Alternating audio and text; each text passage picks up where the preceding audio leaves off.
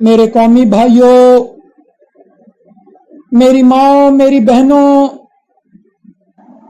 آج اس بات کی اشد ضرورت محسوس ہو رہی ہے کہ اپنی قوم کے سامنے اس انقلابی بات کو رکھا جائے، اس انقلابی دعوت کو رکھا جائے کہ جس کی بنا پر، جس کو ماننے کی بنا پر، جس پر لبیک کہنے کی بنا پر مالک نے صحابہ اکرام کے سروں پر کامیابی کا تاج رکھا،